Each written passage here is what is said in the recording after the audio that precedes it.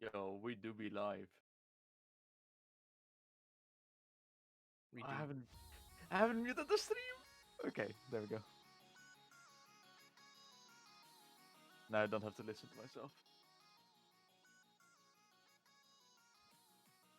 Alright, it is finally time. Thank goodness. Thank goodness. It's like 7 in the morning. It's close. I think we're good. The Americans are about to sleep, the Europeans are like should be asleep, and the Asians are just waking up. Perfect time. I think this is the true way that we should have handled this. I think it works. I think it's great. It's gonna be great. It's gonna be epic. It's gonna be epic. You can tell based on the energy of these commentary right now. We're gonna try and bring it. Are we ready to go? Are we ready to jump into some results? I think we are. Is it time? I think we've been ready for like 10 minutes I already. think it's been good to go. For those of you that don't know, we had 24 teams play qualifiers this year for 3-digit World Cup, and only the top 16 of them could qualify, leaving 8 teams that were unfortunately unable to make it to the bracket stage this year. So I think we're going to start from the bottom and work our way up from the 24th spot all the way through. We'll try and work our way fast through the lower positions as we kind of go through.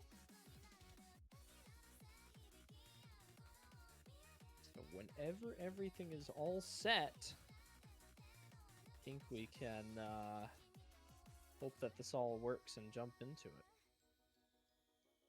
It's going to be Argentina as our 24th spot this year, unfortunately. Not qualifying this time around and not qualifying last year. Quite a small roster this time around. Only 3 players, Julian Calarisho and Bomilk, coming out for the team this year.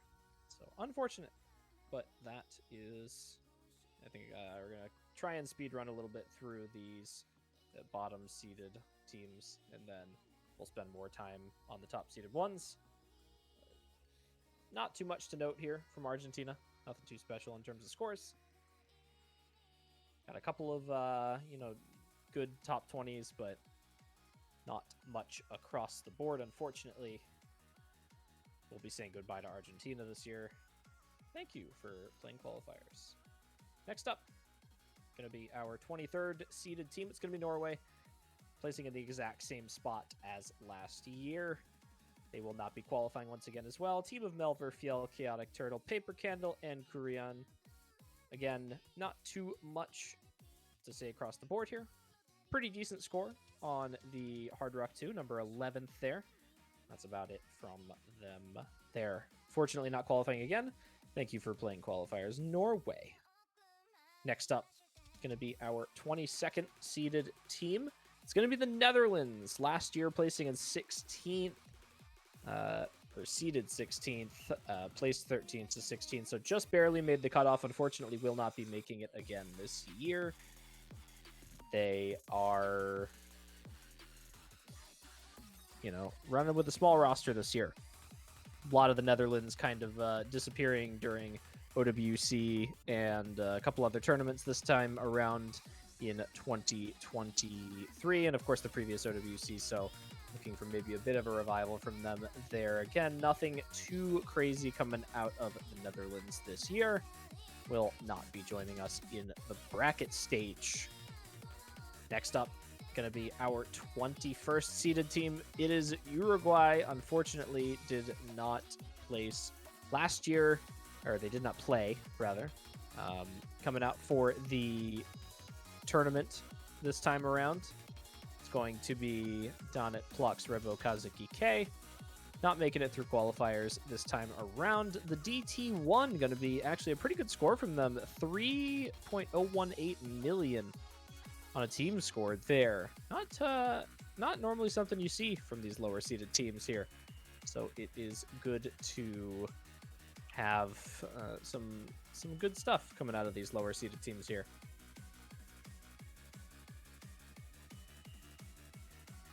And next up, we're going to go to our 20th seeded team. It is going to be the United Kingdom. Unfortunately, missing qualifiers this year. A bit of a downturn, I think, in a bit of the roster this year. They're missing a lot of the big heavy hitter players this time around, and they're going to be falling from 5th to 20th, a pretty major drop off from their previous performance.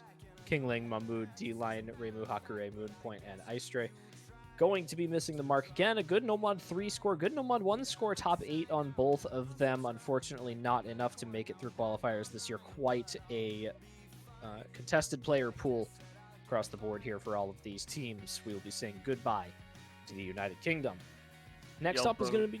Oh, yeah. One sec. You cannot see it here, but Kingling did assess Hard Rock 2 in one of the runs that unfortunately did not make it.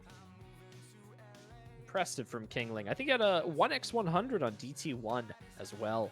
Good carry performance, at least attempted from Kingling there. Glad you could join us tonight, Nick. I'm hoping getting a little tired streaming going here. Yeah. Some Just good stuff. you on it. You want to run up the next few? I don't have the shit in front of me. Hold up. Oh, all right. Well, I guess we'll keep going then. You can keep going. Next up is going to be our 19th seeded team. It is going to be Japan.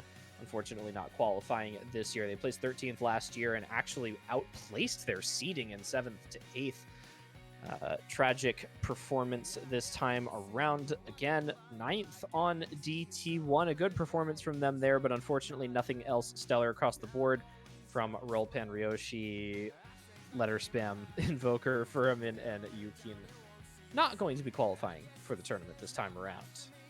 Going to be missing it. Try and power through these last few here so we can get to our top 16 for you. It is going to be your 18th seed up next. It is going to be Spain. Did not play the tournament last year. Coming out for the tournament this year. 18th is a pretty respectable placement for a team that did not have a showing last year. Manolo, Lolu, Aleph, Enharmonia, Abahaivan, and Antonio as the roster this time around. 9th on Nomad 1, 9th on Hard Rock 1, 2 single-digit placements. Again, nothing stellar across the board, though. No top 8 finishes in any maps. Again, just doing pretty okay across the board here. It is going to be the 17th seed up next. It's going to be, unfortunately, Thailand, the final team to miss the bracket stage of the tournament this time around. They will be missing it by a singular placement. Depi Force, Freeze, Master, Mithichong, Kedama, and Les Berry, the roster this time around. We should talk about Number one. Yeah. Oh my god. Oh my goodness. This team is sick at hidden. Were you expecting this? Were you expecting number 101? Maybe not number 1, but I was expecting a good hidden score. When you have Jeez. less Berry Depi Force. Yeah, it was pretty close though, actually. I guess to not give anything away, they were only about 23,000 score higher, 22,000 score higher than the number 2 hidden 1 team. So they were actually pretty close to missing that number 1, but they held it out into the end. Good for them to figure that out this time around, but unfortunately not going to be joining us in the bracket stage, and that will bring us officially to our first team that made it to the bracket. They will be facing off against the number 1 seeded team this year. It's your 16th seed going to be Ukraine. They are a non-participating team last year. They make it to the bracket stage this time around. Well done to them. Magnata Gamer 123, Dench, Gusniki, Raf GPO, Poma, and Sharitori. Again, just, kind of mid-tier across the board, honestly. There's not too much to say about this team. Unlike some of the top 8 teams, you'll see some of these bottom teams kind of just do okay across the board here. They've got a good number 9th placement on the Nomad 2, number 10th on Hard Rock 2, number 11 on DT2, and Hidden 2. So they've got some good stuff across the board here, but really, again, nothing stand out on these maps. Really is just a pretty good performance across the board, going to be bringing them into the bracket stage this time around. Unfortunate situation with Criterion. Like a main staple on Ukrainian World Cup rosters just getting screened out. So out of nowhere. They're losing. Yeah, they're losing that big tank. Potentially a big performance boost from them in the seedings here. You know, I think a lot of these, 16th and up seeds were actually, pretty close for maybe these bottom 4 or 5. So it could have made a bit of a difference in their early round matchup, but they'll be going against our number 1 seed. That is the Ukraine, the first team to qualify for the tournament this year. Next up, it's usually a fan favorite, going to be our 15th seed. It is going to be Israel. A 3-player roster qualifying in 15th. Did not participate in the team or in the tournament last year, running it with Mr. Potato, Painted Koala, and Ship. This is an extremely talented 3-player roster, to say the least. This is the 3 players that you want to be fronting your country if you're jumping into this tournament. Number 2 on Hard Rock 1, number 7 on Hard Rock 2. Kind of missed the mark a little bit on a few of the other aim picks. I think we kind of normally expect Mr. Potato Painted Koala Ship to kind of put up those massive aim performances here, but they did well for themselves in Hard Rock. And it was enough to bring them into 15th with only 3 players. That's kind of crazy, Nick. Yeah, there's only one other roster that made it through with not a full team. And, like, it's basically a full team anyways. Like, 5 players. That's good enough. It's good enough. It's close enough. They're missing that last Making it with 3 players is extremely good. Extremely epic. I mean, yeah, this is extraordinary. We see a lot of the 3-player rosters, unlike, Argentina placing well out of the top 16, just as an example. So really, really good performance from these 3. You've got to be so consistent as a 3-player roster to be able to perform like that and still qualify. So well done to Israel. Number 15th, they'll be facing our 2nd-seeded team in the round of 16. Going to be next up in 14th, it will be Sweden. They placed 14th last year as well. They're going to be running it back for the exact same placement, so no loss, no gain this time around. Missing, a couple different players from last year, but still a very strong roster. Obviously, you have the known Swedish powerhouse Silla on the top of that roster, being your captain. It's going to be joined by Lightwine, Zipinx, Yagako, Trumpetino, and Saika on the other side of the roster. Good number 6th on Nomad 1. That's their top 8 placement. Again, kind of falling to another team that just did pretty well across the board here was really the reason for them qualifying for the tournament this time around. That Nomad 1, of course, helping being in a top 8 is always good for these teams. And it's good to see Sweden up there again this year. Unfortunately, not joined by Nots, who didn't make the range in time, I believe, just barely. Yeah, he only barely started farming in the last couple of days and didn't manage to make it. Yeah, losing a couple big players too here. I think we used to think of Sweden with players like Couch and Blue coming out for this roster every year, and neither of them making an appearance this time around. So pretty fresh from Sweden. See if they can potentially outplace that 9th to 12th placement from last year. Just have to win, 1 or 2 of those matches in the early round here. They'll be facing off against the 3rd-seeded team, being in 14th this time around. But next up, same seed. Yeah. I like that. That's good. It means that they've got that depth. They're not losing anything. Yeah. Keeping it rolling. And now next up, we got the first of our Oceania teams. It's going to be your 13th seed Australia. They placed in 6th last year, so a decent decrease in the seed this time around, actually falling quite a few spots, but still a very strong roster overall. They've got Vivace on the captain, Doomy, Jordan the Bear, Monk the Dun, Arbusian, and Sayo. Going to be, is it Sayo? Kyo? Sayo, probably. Sayo? That's what I'm thinking? Good stuff. Hopefully I'm not butchering this. I'm sorry if I am. Sayo. Yeah, Sayo. Oh, nice. Good. Like the American. Like the other Sayo. The one that's exactly as he just typed it out in chat. Oh my goodness. Perfect. All right. I'm glad we nailed this down. But yeah, you've got some good players, some name brand Australian tournament players on this roster here. Of course, the ones really sticking out to you are players like Doomy, Vivace, and Jordan, even Monk the Dawn, Arbusion. A lot of OWC players on this roster bringing it in this year. A strong aim team. Doomy, of course, I think the player that is quite often regarded as the big carry for a team like Australia.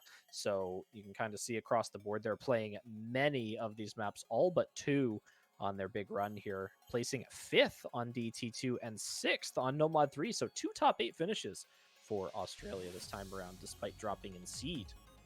Interesting. Nice mix of newer and older players. Like I'm pretty sure Monk and JTB, Jordan the Bear, did not play at least last year. But then they also have like they're bringing them back, and then Sayo, also like a name you've like I've personally never heard of before. They signed up, and then they make the roster. Wow. That is it's kind of crazy. And a nice mix of old and fresh blood. Some good stuff there. Yeah, Jordan and a Monk, the Dawn, regardless of being new to this roster, quite often making their appearances on the World Cup team. So clearly good enough to compete in this tournament, and I think will be a good addition to the Australian team this time around, despite them dropping a little bit. I think they'll outperform their seed in the bracket stage, at least place the same as they did last year in 13th to 16th. So they kind of dropped a bit too, but we'll see what we can see out of Australia this year. So they'll be facing off against our fifth seeded team this time around, or yeah, fourth seeded team. My math is it's out the window. It's over already. I'm already losing it. It's over. Before I fall to the wayside, let's jump into our 12th seeded team. Up next, we are going to be bringing it to Russia. Going a little bit under their seed last year. Placed 10th last time around, going 12th here, so not too much of a drop, but just a little bit. They have seeded above their previous placement last year in 13th to 16th. They'll be captained by Welter, joined by Dahushka, Menewa, Vivaru, Temkana, and Hansamim. Good performances on multiple maps from them in here. You've got this number 7 on Nomad 4, number 8 on DT2, and just barely missing a top 8 performance on Hard Rock 2. So we're kind of jumping from, doing well on 2 different maps here, and now we're starting to get into maybe, 3 different good performances, better across the board as well. And as we approach the kind of top half of the top 16, those will start to improve steadily. But good performances across the board from them. Nothing below a top 16 finish, which is good for them. That means that they placed within, well within the qualifying teams of placements on every single map, which is pretty good. So no bad maps for them here, really. Yeah, good showing from a bunch of pretty new names, honestly. Like there's some like Menuva that you recognize, and Demkana, and Walter obviously playing for WC this year. But most of these names are kind of underground. You don't really see them usually in big country tournaments. Yeah, the people who just farmed to make range, you can see it sometimes. These kind of the 970, the 990, like just barely making it in time for the tournament, and maybe a good thing. Hansamim playing 3 of the maps for Russia, as well as Temka Na playing 3 as well. So definitely a decent bit of the maps being participated in from both of those 2 players, and a good DT1 score from Temka Na, as well as Hansamim putting up the number 1 Nomad 2 score for the team as a new addition into the 3-digit range here, it looks like, too. So good on them for bringing in some new talent here. Maybe Russia going to be trying to kind of keep up that performance that we usually see from them in open rank country-based tournaments, and maybe bring it into 3-digit a little bit somehow here. Good from them in the 12th seed this time around. That is the bottom quarter of the teams done. Now we're going to be moving into the kind of top half of the bottom quarter now, into our 11th seeded team. They didn't qualify last year, but they do this year. It's Canada. That's right. They made it this time around. There is no longer the lack of Canada in the tournament this time around. Good on them for bringing it back again. 19th last year. They missed it by a decent bit, but they reeled it in. They knew exactly what they needed to do. They've got a fresh roster on their hands compared to last year. A couple repeat players on this roster, obviously, but some new faces that we really haven't seen before. Some of those players, kind of like El Condor Pasa, also known as the Pros 365, going to be making his appearance in 3WC this time around. A great player, as you can see, playing 5 maps across the board here, almost top scoring the Nomad 4, being outscored by Cut Paper, who was the #1 performing player on the Canadian team this time around, just barely making the 3-digit rank range in time, which is absolutely crazy. Yeah, a lot of... Did I say the word? Do it. D rankers. A lot of is Cut Paper even? Yeah, he ranked up like just barely in time, but you can see across the board playing just under the amount of maps that Yip played for the roster, who is a kind of seasoned veteran of the Canadian upper tournament scene there. So to be able to keep up with that performance, and if anything, outperform Yip is quite a feat for a new player here. Canada pulling up a top 8 placement on Nomad 1, Hard Rock 1, and DT 1, and just barely missing it on Hidden 2 and Nomad 4 with that 9th place spot. So good performances across the board from them. A big improvement from last year. Already qualifying in means that they are well above what they did last year, which is good to see. Some teams coming back. But, I think we kind of expect to see Canada up here every year. So I think last year was a bit of a surprise for everyone that they didn't make an appearance. I think more so than them qualifying. Yeah, rather than like an example, last year should just be that outlier, because they've always done decent. They've always qualified. They're usually a team people look out for to get like a top 5 maybe. They've just it's just last year I think reduced their confidence in a lot of people. Yeah, a lot of the big Canadian players really bring it up 2-digit a lot of the time, so they do tend to find it a little bit more difficult to throw together these 3-digit rosters here. But a good one nonetheless. I guess we'll run through it since we're at the higher teams. It's Curtis, Too Slow, El Condor, Pasa, Vesper, Yip, and Cut Paper, just to formalize it there. That's going to be Canada in number 11th. And then we jump to number 10. This is the last of our double-digit placing teams this time around in the tournament. It is your 10th seed going to be France this time around. That's right. This is your first seed from last year, placing in 10th this time around. If that gives you any idea of where the competition lies in this tournament, I don't know what else does. A team that is this strong placing this far into the rankings really speaks volumes about the quality of play that we see this year. And you can see that based on their scores across the board. French roster this time around being Musty, Flaste, Araki, Ekoro, B-Prod, and Hifkill. A great roster. A lot of OWC players showing up here. Number 2 on Nomad 2, number 2 Hidden 2, 6 on Hidden 1, and 5 on Nomad 3. That is 4 top 8 placements for them.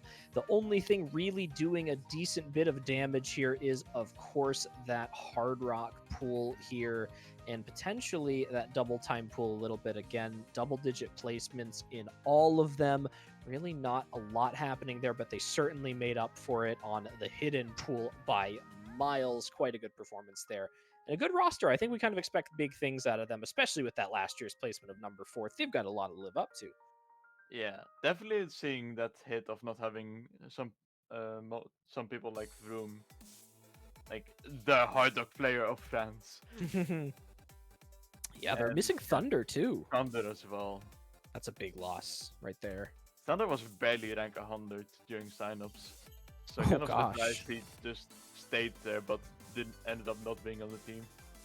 Yeah, so Thunder and Nasable missing. That's a lot of a little bit of speed missing, as well as that Hard Rock. Nasable may be one of the DT players on this roster here. I noticed a couple of these times around you've got maybe a bit of a lacking DT roster in some of these, with Musty playing stuff like DT1. I think they're definitely trying to scrape together a third player for those, because you can see the top 2 scores on Hifkill and Flasta. So, great performance from them. Double FC on that map. It really just was, the lack of being able to find that third player there. And, Hifkill playing almost all maps here with the exception of 2 of them, followed by Musty playing all but 3 of them.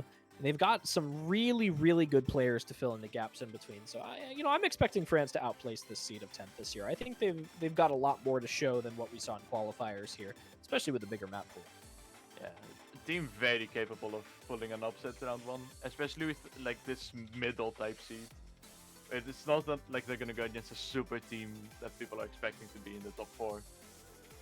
Yeah, right. They're going to be facing off against the 7th seeded team this time around.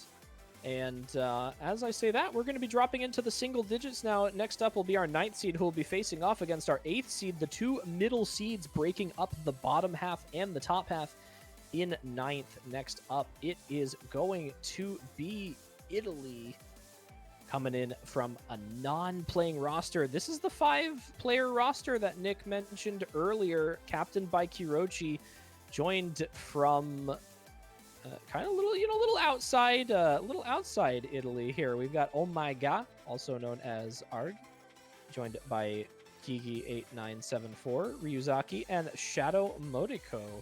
So a great Italian AIM roster this time around, but they're great.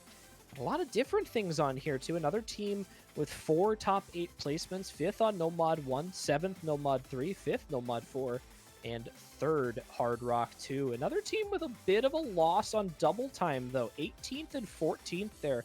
Not the performance that they probably wanted to see out of that, as well as that No Mod 2 and 17th. So maybe looking for a lack of tapping on this roster, but I think they certainly make up for it in AIM. It's good to note here on, I'm going to say Arg because, oh my god, is insanity as a name change. Oh my god.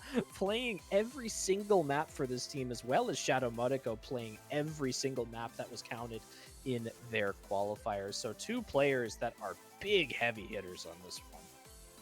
Yeah, definitely hoping to see more of Gigi and Ryuzaki on this easier Mappool. I hope they should be more comfortable in theory. And maybe playing a bit more skill with an extended Mappool. Maybe their skill set will be a bit more catered to. Yeah, more AIM maps across the board. They seem good at precision too. They've got that Hard Rock 2 in the bag as well, and that's a huge score on Hard Rock 2. Number 3 actually. Big stuff right there. Yeah, 3rd on this pool is quite good, and they're not super bad at hidden too. They've got that hidden 1 in, especially with that FC on Shadow Modico here. So a lot of good stuff potentially out of this. We'll say Italian and San Marino mixed roster here, but it's basically the same thing. Let's be honest. Yeah. So some good stuff from Italy there this year, as another team coming from non-playing last year into the tournament, almost making it into the top 8 seeds, which is great to see for them. So good stuff from Italy this time around. And of course, that means that we're done with the bottom half of the teams. That is the bottom 8 qualifying teams. Next up is going to be our matchup for the Italian roster this time around. It's bringing up the bottom of the top 8 teams qualifying for the tournament this year. In 8th place is going to be none other than Brazil. They placed in 9th last year. They flipped up into the top half of teams this time around. They outplaced their seed last year, and I think they're looking to do it again with a pretty legacy-looking roster here for Brazil. Honestly, something akin to their OWC roster was expected to be. They've got Corian Maluco, the Brazilian powerhouse player in the previous year of tournaments here, bringing back Mouse Easy. Next up on the roster going to be Nissan, who is the letter spam there, joined again by Nissan 2, also known as Mistia. So you had Mistia, and Zubs and Defons on the last 2 spots. This is a terrifying Brazilian roster. Mouse Easy not participating in qualifiers, and this team still brought up 5th on No Mod 2, 6th on Hidden 2, 8th on Hard Rock 2, 2nd on DT1, and 7th on DT2. That is 5 top 8 placements across the board, and some great stuff out of most of their other maps being in the top 16. The only exception being Hard Rock 1 by just a fraction of score there. Yeah, Hard Rock 1 and Hidden 1 lacking a little bit. Like Hard Rock 1 being just barely outside, Hidden 1 being just barely inside. But the DD scores being this good, and then Mouse Easy, people know him as a speedy player. So like that consistency maybe from Mouse Easy if he was around. Like they could have gotten even better on DD. Imagine that. Yeah, right. Maybe that guaranteed FC on DT2 potentially making a difference there. They had a good performance on Zubs there, but Nissan and Corian finding those breaks there. Maybe one of those replaced, and that placement potentially jumps from 7th to maybe top 4 even, which would be great for them, potentially pushing them up a few more seeds. But they've got a good first round matchup, and I think both of these teams are good at different things that we're going to be seeing between this Italian and Brazilian matchup here. You've got the aim on Italy, which Brazil seems to maybe struggle in just a little bit. 10th on Nomad 1, missing that top 8, and 8th on Hard Rock 2, pretty good though. But they've got a lot of tapping and a lot of speed on this roster. I think that they're going to be able to make use of, and maybe looking to place in the top 5 to 6 again this year, looking to turn some heads their way, as Brazil does tend to usually do, I think. Yeah, but we can also see the promising Italian also maybe even take an upset. That would be. It's a very exciting matchup, just like most matchups around this middle seeds. I'm so excited for some of these matchups are just going to be absolutely insane. And I think it's time to jump into our 7th seed. So this is going to be the matchup against France this time around. Taking 7th place this time around is going to be China. They placed 8th last year. They're going to be bumping it up one more this time around. Of course, as you know, our 2nd place finishing team last year, only succumbing to the power of Taiwan. A wrong year. That was Hong Kong. Wrong year? Is that Hong Kong? Was it Hong Kong? Taiwan had no signups last year. Oh, Taiwan is the year that won the year before that, right? Right? Yeah. Okay. Poland was. Don't worry about this. I'm throwing right now. All right. Still a fantastic roster again, bringing up something very similar to what we saw last year and very similar to their OWC team. You've got Lolol235, 233, 234, Crystal, Jack Wang, and Joseph Joestar. To translate for you all, our captain Lolol235, better known as David Q2, Lolol233, known as Milk Tea, and Lolol234, known as Kurumi. So for those of you that need the translation of name change, that is it. But this is a strong roster across the board. They really didn't have, kind of a stellar performance in a singular map, and by stellar performance I mean like top 3. I think you start to look for the top 3s in these top 8 teams here, but they are just good at everything. 8th Nomad 2, 4th Nomad 3, 6th Nomad 4, 7th Hidden 2, 5th and 6th in Hard Rock, and 4th and 9th in Double Time. They only have 2 maps in this pool where they placed out of the top 10 teams, and it was Hidden 1 and Nomad 1, which is really surprising for this roster, honestly. But this Nomad 1 was hard this time around, so it's understandable, but yeah, those rough performances, potentially without those, you're looking at a top 5 team here, maybe top 4 without those low performances. I'm loving the fact that this is just the Lolol and Crystal core, and then you have Jack Wang for DT1 and Joseph for DT2. I mean, that's what they kind of did for OWC this time around too. Just looking for that one fill, and if you've got that good core, it really, really makes a huge difference here. Yeah. Lolol234 playing all but one map in DT2. That is just a power player there, as well as David playing all but Nomad 1 and DT1, and Milk Tea playing all but the Hard Rock pool, where they very clearly are set without him. 5th and 6th there. So a terrifying Chinese roster once again, and I think, kind of placing below a seed where they should have again this time around. So do not sleep on China this year. I think, people maybe looked to the wayside a bit last time, but they're looking to make another run through this tournament, especially against that first round matchup that they have here against France. That is a strong round of 16 team to go up against. Yeah, another one of those very epic matchups. Extremely epic. That's what we aim to see here in these matchups. But next up, it's going to be the first of our top 6. This is going to be our first round opponent for our Canadian roster. Taking number 6 this year, it is going to be returning to Europe. We are going to Germany. Placed 2nd seed last year. They underplaced based on their seed last time around, but they are bringing up a terrifying lineup of players this time around. You've got, of course, your captain Kriller, joined by Akarinya, also known as Tim Kakner, Shurg, Shark, Rising, Ethics, and Rundy. A lot of OWC or previous OWC players for Germany here on the roster this time around, and their performance in this qualifier certainly shows it, pulling up 2 #1 performances on Nomad 1 and DT1. This is an AIM team to the core. They've got 4th on Nomad 2 to back it up, as well as 5th on Hidden 1 and 4th on DT2, 4th on Hard Rock 2. Unfortunately for them, they really underplaced on that Nomad 3, Nomad 4, Hidden 2, and Hard Rock 1, and I think those were the difference between Germany potentially pulling up a similar seed to what they had last year. But still a good performance from them there. Again, a couple flops here, but it really made up for it with those double #1 performances there. That is a strong showing from them. Yeah, Taylor also like playing every map. And then the one map he doesn't play, they still get a #1 on.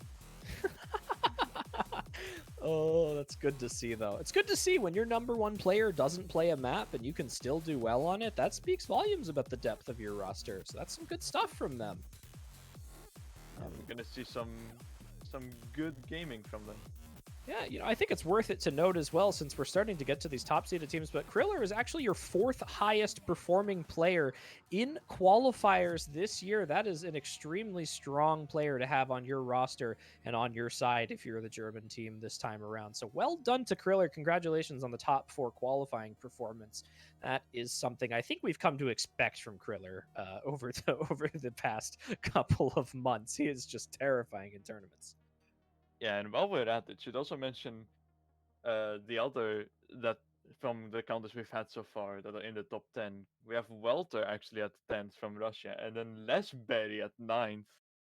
The Thailand prodigy right now, the rising star, who unfortunately did not qualify, still getting 9th overall in like out of all the individual players. Jeez, yeah, that's crazy. That's crazy. And then Skilla in 7th, as probably expected. But then Shadow Modico, them in 6th. Bringing it up for the Italians. Yeah, that's the Italian carry. I think something that we should note, I think that we didn't note yet as well. So we noted that, of course, for that prediction earlier, of course, there were less than 5 double S scores in qualifiers this time around. For those of you that voted for it, we mentioned Kingling had the double S on Hard Rock 2 in qualifiers. Now that we're on Germany, we can mention the second double S in qualifiers coming out of Akarinya on Nomad 1. The double S, 1,002,701 on that map there. Unfortunately, not the play counted in their best performance, but still a great FC and a great SS on that. Putting up a double FC2, as you can kind of see there, 989,000 on the second run through of the map as well. So some good consistency on the aim there from Akarinya. I am seeing that trend though. Both SSs on the run where the rest of the team flop. Unlucky. Very unlucky. What's the miss where everyone FC where everyone missed? That's exactly what that is. But I think that's enough time spent on Germany. There is some decent conversation here as we get into the top 6. There's a lot to talk about, but I think we're going to keep things rolling. Next up, it's going to be our matchup for Russia, taking our 5th seeded spot this time around. We're going to be staying in Europe. It is going to be Poland. Placing 15th last year, they have absolutely bolstered this roster this time around. This is such a strong Polish team. And a couple of things to note about this. So not only have they divided their placement last year in thirds, but they have brought back Marek Marucha as well as Bartek for the roster this year, also gaining Malteser. I think most people commonly know Malteser playing on the United Kingdom OWC team in past years. Actually a Polish resident going to be joining them on the roster this time around, and a great addition in that double time pool, putting up the almost SS on DT1, 1.199 million on that map, as well as a good performance on DT2. YPan as well, another big addition to the Polish roster, an extremely strong player coming out this year. Double FC on the double time pool, almost a double FC on the Hard Rock pool. Nomad 4 as well. This is just a great spread out roster here. You could look, I'm not even going to bother going through them individually because they placed highly on so many of these maps. It's actually worth it for me to note that they didn't place in the top 8 on Nomad 1 and Nomad 3 because it's quicker that way. That's how many placements this team had. And of course, the others we haven't mentioned, Tvoya Stara as well as Mishny going to be in the other 2 spots for the Polish roster this time around. Mishny, a player known time and time again to be absolutely fantastic, consistent for them across the board, and a team looking to outperform their seed from last year. A great roster running into the tournament this year. Yeah, just a good roster all around. It reminds me of the Brazil roster, bringing back those old players a little bit. Yeah, I think the Marek addition this year is actually the most surprising to me. I was definitely not expecting that. Yeah, Marek back and Bartek back to playing, back in range for 3 digits. just missing Wolf. Wolf would have been the crown piece in this team. Yeah, that would just be the cherry on top for the Polish roster this year. But they had some good performances. Number 1 performing player on the Polish roster this time around going to actually be YPan, putting up some extremely high consistency. Again, we mentioned across the board, 800 to 900k scores. Really the only exception being that Nomad 1, just a bit of an underperformance there. So that is a good all-around performance from them, placing well into the top end of players there. So good on Poland to have that player there, and of course they've got a lot of late-round skill cap to back them up as well. A good skill team cap and experience. Right? Yeah, they've got the big mix there that you look for. But that's the that's the team that's going to be facing off against Russia. They will have their matchup in the round of 16. And now we jump into the top 4. This is a team that just barely scored over Poland. And in terms of max percent, it went 79.02 to 79.49 between 5th and 4th. The most microscopic difference between these two teams here. And taking that number 4th spot, we're going to bring it back to the Asia-Oceania range. It is going to be Indonesia. Oh, it's Z-score. I'd like to correct myself. Z-score between the two of them. That's what it was scored as. But it's Indonesia in 4th. They outplaced their seeding from 7th. And they're going to place in 4th this time around, a little bit below their overall placement last year, placing in 3rd in the bracket stage. So we're flipping the flag here, actually, upside down from Poland to Indonesia. This is going to be our matchup for our Australian roster this time around. Hakui Koyori, Nazuna Mia, Ninomai Inanis, Rosemi Lovelock, Inui Toko, and Pipkin Pippa. Those are some complex usernames there. My goodness. Yeah, Hakui Koyori is most commonly known as Roito. He's been this VTuber name for a while, so people might probably know him as Hakui Koyori more nowadays. Nazuna Amemiya is Mindfrost. Ninoma Inanis is Delon. Rosemi Lovelock is Rexys. Inuit Toko was Dito? Yeah, Dito. And Pipkin Pipa is that noob guy. So, a much more similar roster to last year than it looked like initially. Definitely. I did warn them. I was asked about the possibility of this name change being a thing, and I did warn them that everyone will hate them. Sorry, Indonesia. We don't all hate you, just most of us. But it's a good performance from them, taking the number 1 No Mod 2 placement here on the board here, also taking top 3 on DT1. And again, a lot of single-digit placements, really just that No Mod 1 and that Hard Rock 2 falling out of the top 10 for them. Notable for Indonesia this time around, placing in number 12th overall for players. It's going to be Pipkin Pippa, also known as that noob guy.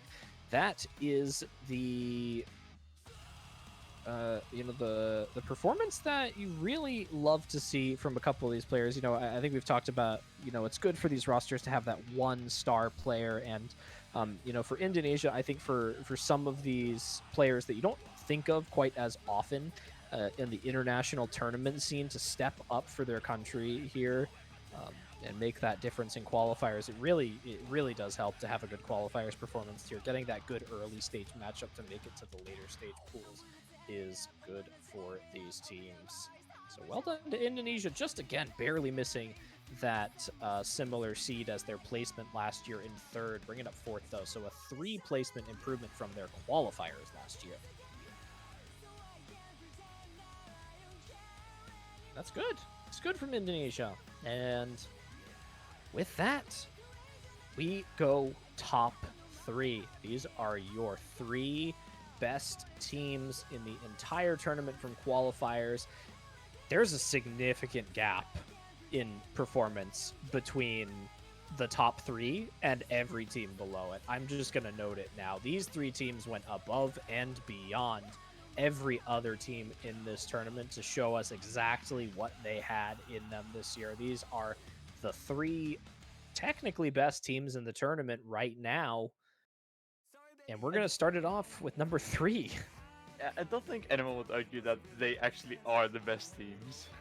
Honestly, people could argue these are the 3 best teams. These are pretty terrifying teams here. Yeah. And if you've been paying attention to who's come up so far, I think you have some idea of who's up here. It's going to be number 3 first up, our matchup for our Swedish roster.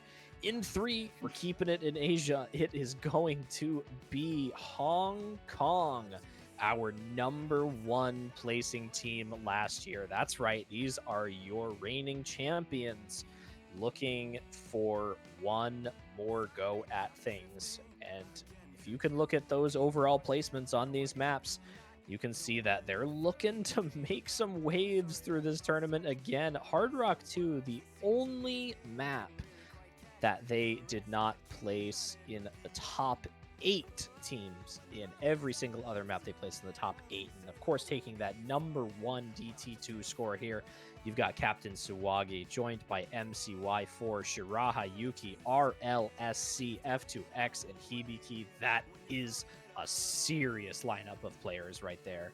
And these are good scores. Suwagi playing every single map in qualifiers.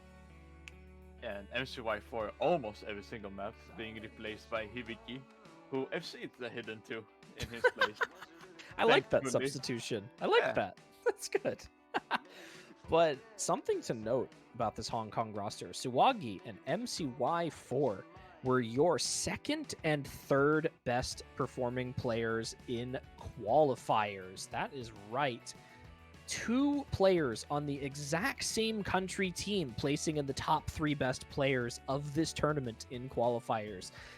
That makes for a pretty scary late stage team here, especially when you know the performances that these players can put up. Obviously, if you've been paying attention to the tournament scene lately, you know players like especially MCY4, who just recently stole a spot from the roundtable qualifiers to guaranteed make it to that. So one of the best tournament players in the scene right now on this Hong Kong roster here, helping them out in this tournament, backed up by an already stellar lineup here. And imagine last year, they seeded 12th. They got an upset win based on qualifier seeds in the first round. And they just won the tournament. They won it from winner's bracket, if I remember correctly. Does this mean they're going to flip this year? Does this mean because they placed 12th last year, they won last year, they placed 3rd this year, and now they're going to get 12th this year? Is that what happens? That would be pretty funny. That would be tragic. I can think of another team that happened to last year. We do not talk about it. We don't talk about it, but that's Hong Kong. Bring it up. They're going to be facing off, of course, against Sweden this year in the round of 16. And now we only have 2 teams left, and there's a 50-50 chance that you guess one correct or one wrong. And I think nobody will be surprised to see either of these 2 teams up here, knowing the players and the rosters that have shown up this time around. Everyone watching, our 2nd seeded team in 3-digit World Cup this year, kind of consequently deciding who the number 1 seeded team. In number 2, we're keeping it in Asia. It is going to be South Korea. They're going to be improving their placement from last year by a significant amount from the previous year. That's right. They went from 11th to 2nd. And if you take one look at this roster, you know exactly why. Look at those number 1 placements. They have 3 number 1 scores across the row on this one. Number 1 Nomad 4, number 1 Hidden 2, and number 1 Hard Rock 1. And yep, that's right. They pretty much 3-way FC'd all of those maps. That is a crazy consistent performance there. Of course, you've got Nope KJK as your captain, joined by Worst HR Player, MX1007, Allegrissimo, Amamiya Kokoro, and Spectre, the number 1 player on the South Korean roster, being Worst HR Player this time around with a spectacular performance across the board. High AC, high scoring, number 5 out of qualifiers overall. What a performance from South Korea. And if I remember correctly, because I left the lobby, that like streak of 3-way FCs basically from Nomad 4 to Hard Rock 2, that was all done in the same run. Just one after the other, just pumping those scores out. And that was insanity. It's unreal. This pool is quite difficult even for players of this range, so to be able to consistently perform at that level is just so impressive, even from a player that I think, we kind of expect to perform like that. Worst HR Player is just out of this world. Yeah. But good backing for Worst HR Player this time around. You've got players like Amamiya Kokoro as well, placing in the top 20 best players in qualifiers with an average scoring of 827,000. So still well into the 800K for averages here. So great job to both of them for taking the top placements in the overall players and the 2nd seed in the tournament. And of course, they'll be having their matchup against Israel in the round of 16. And I think we all know what comes up next. It's become almost a meme at this point, especially in 3WC. If you watched this tournament last year, you know exactly what happened to this team. But if you've seen them in OWC and you've seen them in every tournament pretty much ever that is country-based, you know exactly what team we're about to be bringing it back to right now. And it's pretty unsurprising. And honestly, do we all expect anything else at this point? That's right. It's number 1 seed. It is the United States of America, placing 4th last year, succumbing to unfortunate schedule madness, placing 13th to 16th. They are making their comeback with a refreshed roster, bringing back, the strength I think that they had in the year that they placed 2nd, and even the year that they ended up coming in 1st in this tournament, bringing back the kind of half OWC roster here, captained by Fiery Rage this time around, joined by Taquito, Decaden, Trail Mix, Boshiman741, and Ayujiya, also known as Just Legend or Leg Okami, I think, as well. Plenty of other usernames you've probably known them under, but this is a roster that has been refreshed, scraped through the top-level US players to bring this together, and they performed exactly how I think people expected them to. A big underperformance from them, however, on the No Mod 2 and DT1 this time around, but I think that speaks volumes to the competition on these maps, especially noting that that DT1 performance is a 2.75 million score and still placed in 12th. You had to be extremely good at that map in order to place highly on it. And unfortunately, their No Mod 2 really kind of missed the mark this time around, but it doesn't matter. They took the first seeded spot here, and they'll be having their matchup with the Ukraine in the round of 16. Yeah, just consistent on everything else, other than those two maps, the normal 2 and the DT1, and then a 7th on Hard Rock 1. Everything else is top 2, top 3, and top 1 even, on the Hard Rock 2 and the normal 3.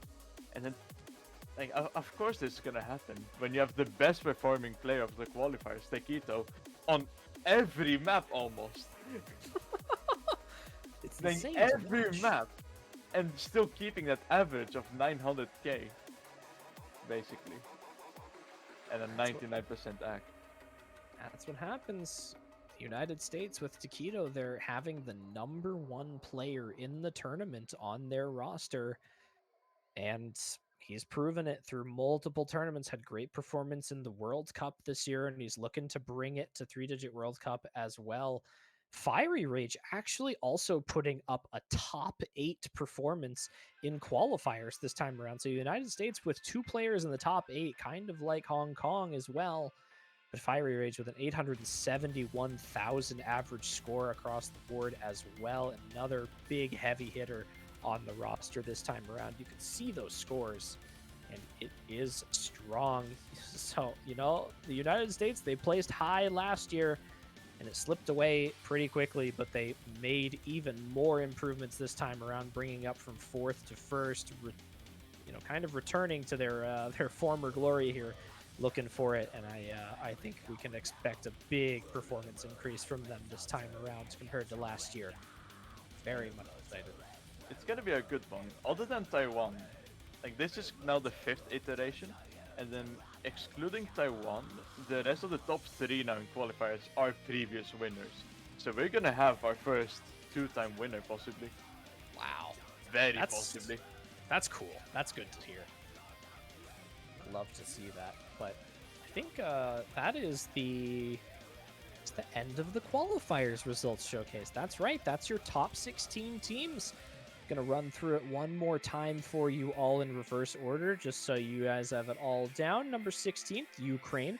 15th, Israel. Sweden, Australia, Russia, Canada, France, Italy, Brazil, China, Germany, Poland, Indonesia, Hong Kong, South Korea, and the United States. Those are your 16th qualifying teams this year.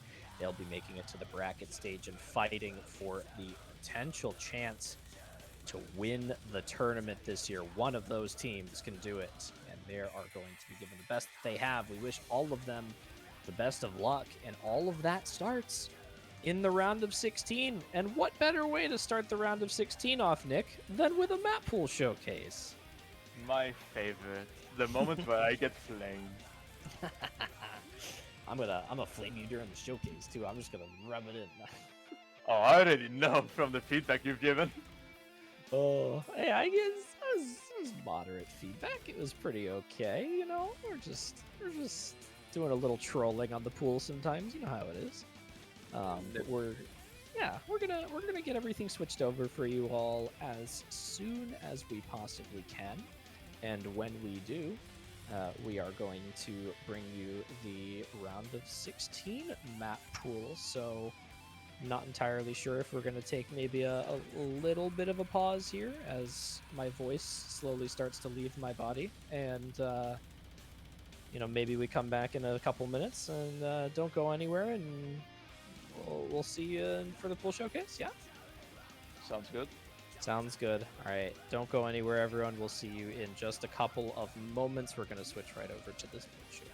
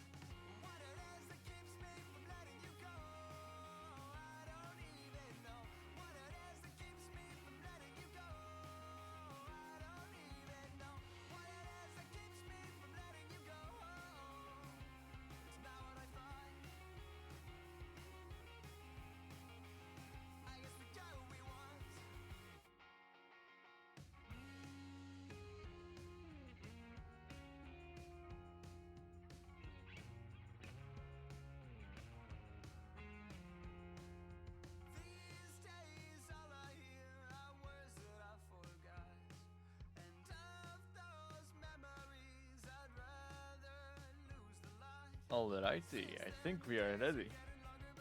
Is my voice back yet? It sounds back. It sounds good. I've been consuming liquids in order to prepare for this tremendous Mappool showcase here. It's time for the round of 16. Nick, I'm gonna let you do a lot of the talking on the showcase here, since for those of you that don't know, Nick is taking charge of the Mappools this year as the organizer of the tournament. So I think he's got I always do. I always do my pools when I host a tournament. he's got his This year's a little bit special because I'm just a full-on solo pooler. Let's go. Power. No one to complain with me. It has to be this way. It has to be this way, as is our Nomad 1. Time to go? Time to Time go? to go. Round of 16? First map. It's going to be Nomad 1. Ah, yes, we need audio. There we go. We got it. We're on it. It has to be this way. Platinum Mix. And is it short? Yeah, it's there. The length is like 221. A little bit short. Shorter than your standard Nomad 1. But it goes hard. It's a banger. Am I allowed to say that this map brings me nothing but sadness? Why? Why? Shit in this map. A lot of these 5-note bursts, but then you have a lot of those big aim sections, which are the ones that you expect from another one. The remainder of the map is pretty much just big jumps as the massive spike after that beginning. There's a pretty continuous with the linear streams. Yeah, and it's not like they are stacked streams. They still keep you moving. They keep you in that aim movement. And they shouldn't be too big of a strain on the players. They're not that long. There's no random, like in half the full-length anime maps, random guitar in the middle that has a 32-note stream that makes all the aim players break and drop back. Like Hippo Cup had has their 45-note stream in Nomad 1. Oh no. Oh no. Tragedy strikes. Yeah, but pretty big aim map. This is kind of known as a farm map for a while as well if you're a Hidden Hard Rock player. Actually, I think this map is worth a pretty decent amount if you can kind of take a look at the ending here. I think we only have about 300 combo left, but the ending actually is pretty difficult for the aim. I can never see it, even on normal with a high OD. I feel like I need to go look now and make sure I'm even thinking of the correct. Yeah, this map is. Oh no, it's not as worth as much as I thought it used to be. Actually, it's worth 550. So, if you're a 4-digit looking for a farm map, then there you go. That's still a decent amount, especially for the lower ranked players in the tournament. True. Very true. Very true. Low 3-digit, high 4-digit. Good farm. Quite difficult though, honestly. Some of these jumps are very misleading as to how difficult they are, just because of the spacing of them. Actually, you know, you got this like lower BPM, kind of like lower intensity, but still high spacing, which makes it extremely uncomfortable for a Nomad 1, which is good. So this sounds like it's so underrated. I never hear anyone talk about it. It's great songs, honestly, all the way through and through. Alrighty, Nomad 2. A very recognizable map, I believe. God, I still hate you for this. Oh, if you played 4-digit tournaments, or honestly any tournament back in 2019, 2020, you probably played this map more than a dozen times, I think. Probably 2020, because either 2018 or 2019, this was OWC. Ah, yes. OWC Grand Finals, nonetheless. Got my favorite Nomad 2 player Chiv on the replay right now. Very cool score from him.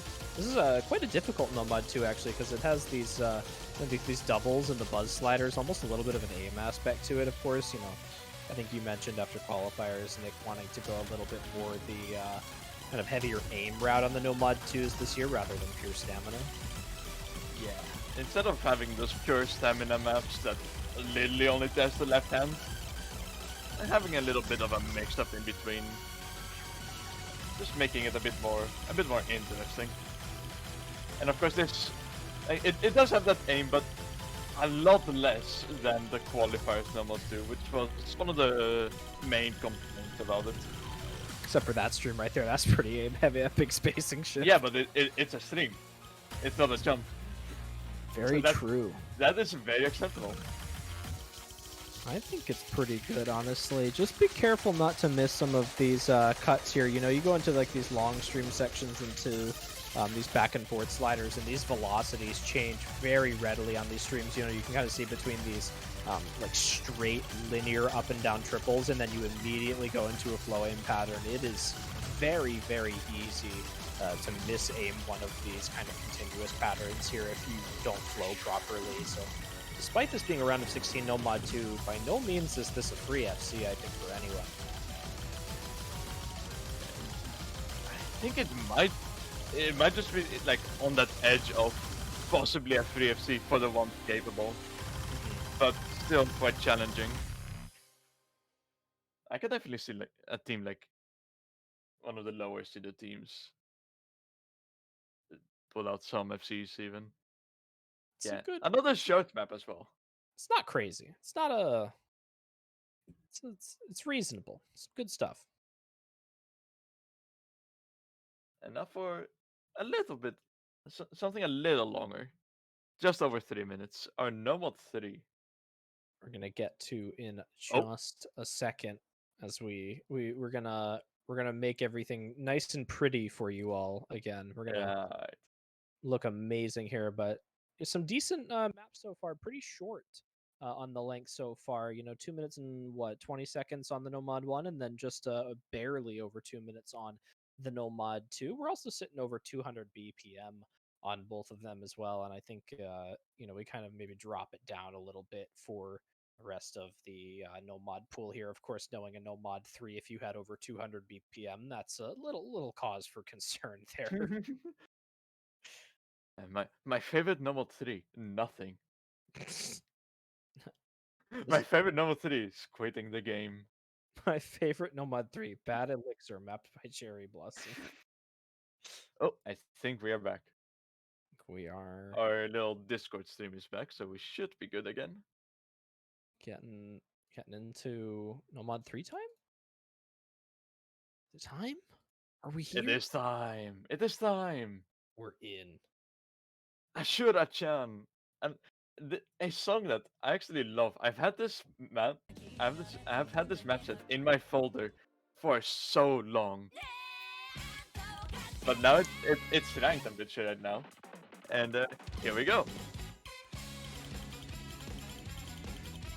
An absolute bop. A lot of mix between snap and flow aim. More leaning towards flow aim. And probably, like, as a whole, being a bit on the easier side, but as it goes with alt maps, very tricky to like be very consistent on it. I would put this map under the category of blunderable. If you kind of see those beginning flow aim streams right there, and the kind of like velocity density changes in the middle of them are crazy. And those continue for most of the map here, as you can see. A little simple with like the circle streams here, but you kind of, like you mentioned, between the snap and the flow, just going from these like double stacked patterns into these flow open patterns in here, and then of course the classic Nomad 3 installation of high velocity sliders. Yeah, having to put on that really high basis speed due to the low BPM, and then just rolling with it. But hey, it works. Our Nomad 3 players will have a pretty good time with this one here. It's not super tapping heavy. There's a good, you know, kind of breaks between the flow aim sections there, which are, you know, kind of just really low BPM streams when you kind of think about it, especially with how they flow together with the rest of the map here. But it's these kind of snaps between the sliders that you really do have to be careful about. Not much else to say, the rest of the map is just a repeat of what we've already seen. Good. coffee stuff over here. Thanks to, just preemptively, thank you to Malashevsky for doing, I think 4 of the replays for this pool this time around, and I think he's second only to another replayer. We'll reveal later. Yeah, we'll see him in the very next map, actually. Yeah. Yeah, Malishevsky waking up. He sent me a picture of his bed with a pillow earlier when I pinged for the last remaining replays. I'm not sure what that was about. But it was midnight in Poland, so I guess that's that. It was his Midnight way is of saying, no, I am leave me alone. sleeping.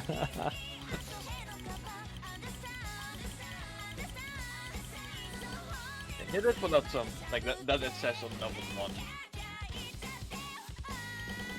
He did pull out a couple nice scores for the showcase. Very good stuff. Good high ACK on this map as well. This map's actually surprisingly difficult to ACK, especially on Scorby too, with these, the slider requirements here, being able to hit the, front and back ends of these. Makes it much more difficult to maintain it.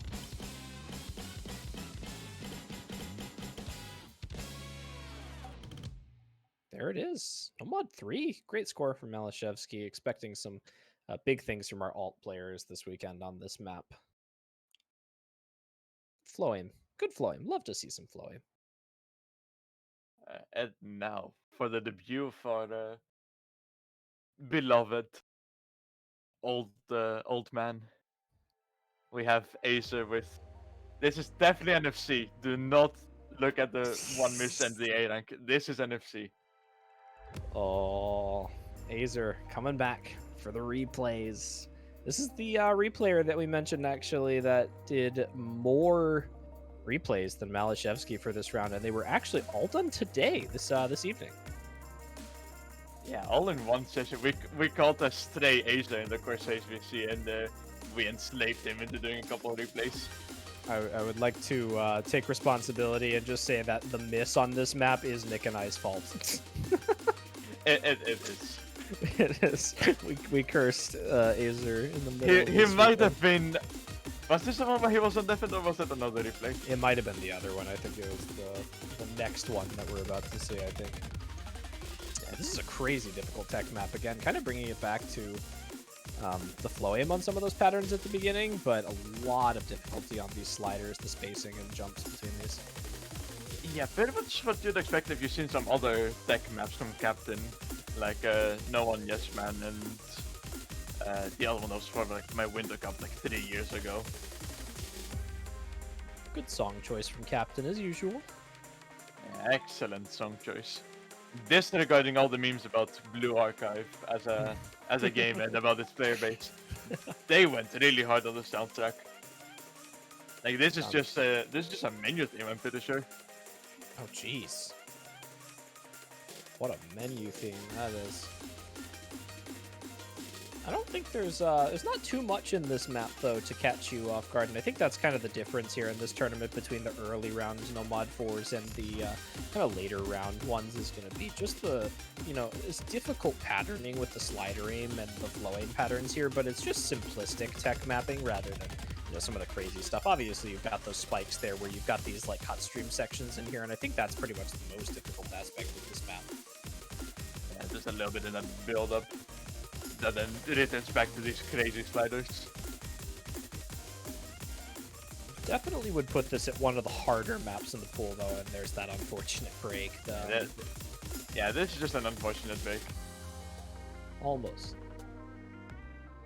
Difficult tech map though. Again, I don't think I would be stretching it to say that this is one of the harder maps in the pool. This one is quite difficult, especially if you're not a tech player. Very accessible for those that will be playing this, but kind of inaccessible for those that don't normally play this type of thing. Yeah. Alright, and now here comes the little variation that we're doing in this iteration's pools. Inspired a bit by OWC kicking out that speed, Nomad 5.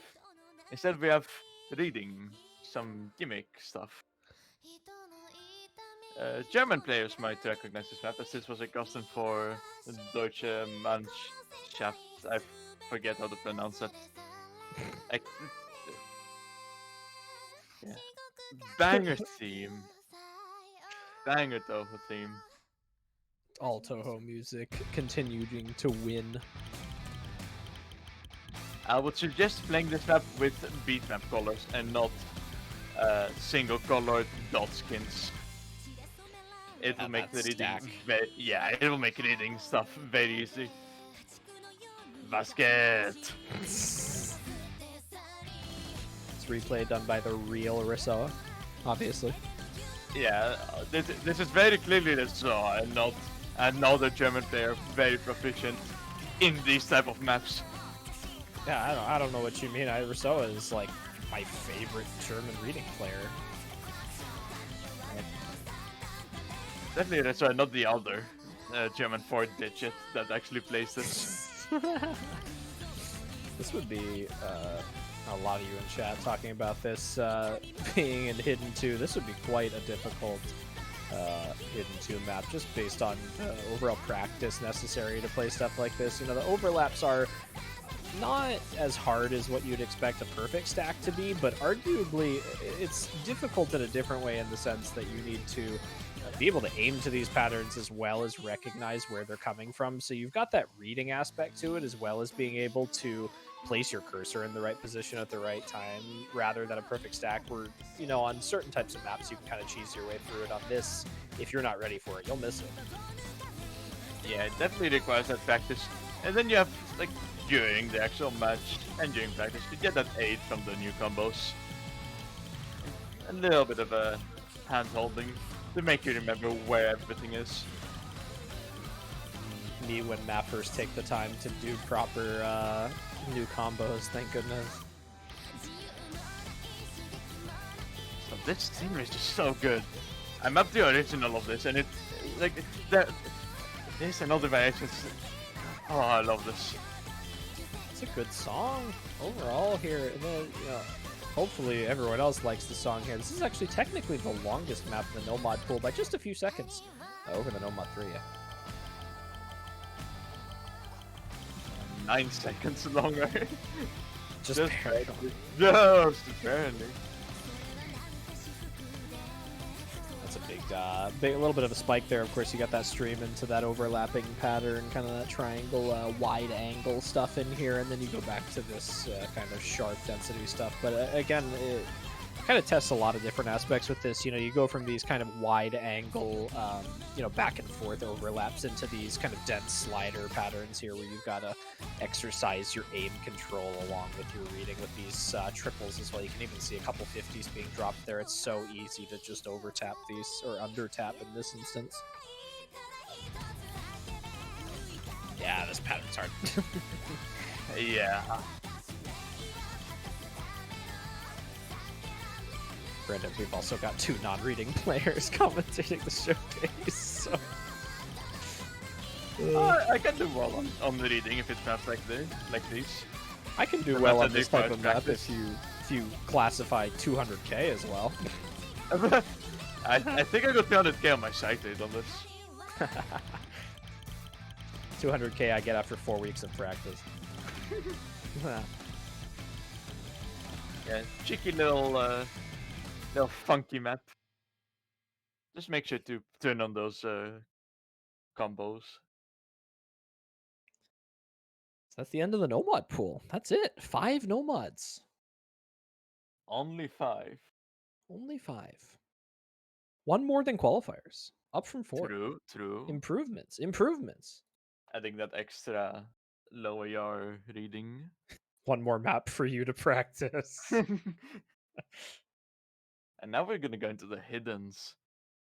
Starting off with actually the most underplayed map of all time. Like, this score is the best act of any of the FCs, and would have been number 1, because there's only 1 hidden FC with like 97 act. Oh.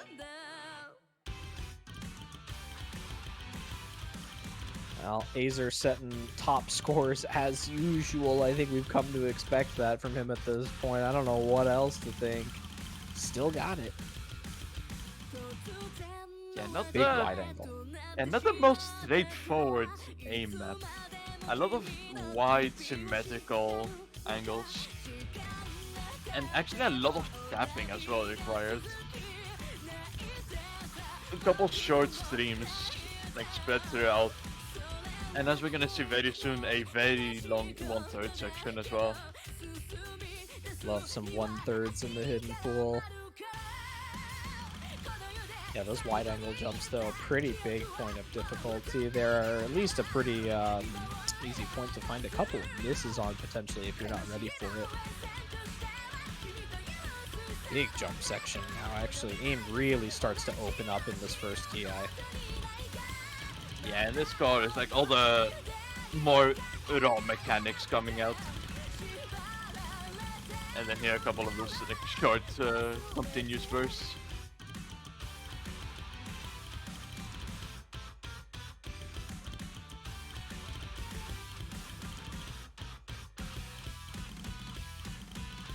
Waiting for that 1/3 section here. A little bit of a rhythm change here. A very difficult, like a quick burst of rhythm change there. And then here we kind of continue it a little bit again. And not just a straightforward mechanics pick from this hidden one. You really got to pay attention to this rhythm here.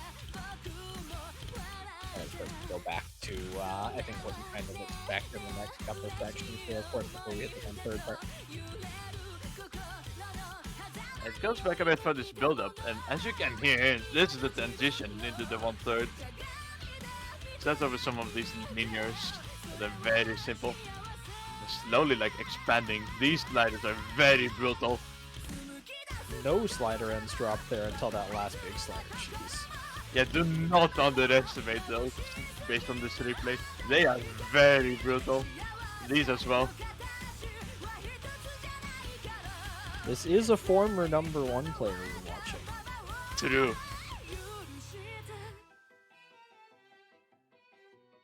And a little bit of that break to see everyone scores. Hopefully see that you're the only FC and then start shaking and you miss on these patterns.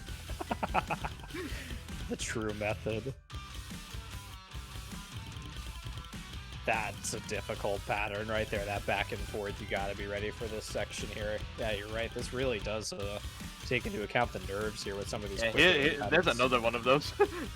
Oh, into a space. Wiggle. Oh. Really fucking brutal. And another pause. So now you got a chance to see the scoreboard. Now you got a chance for your hand to start sweating and your pen to start slipping. Right before you get into the sliders when you need your aim mode. Of course, all the necessary components of the hidden one. Oh god, that really makes dirty. And then back into the normal gameplay. I predict right now that half the players will slider break on that bus slider section. As probably also a break somewhere else in the map. And there's just so many points where you can break on this. This is a difficult map.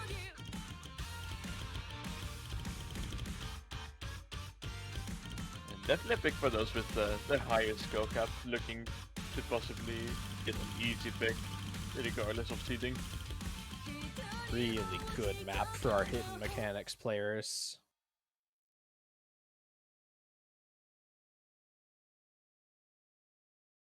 But that's the long hidden one there too. That's almost 4 minutes long. And I think that's double the length of the other ones. I think the longest map of the pool. Ooh.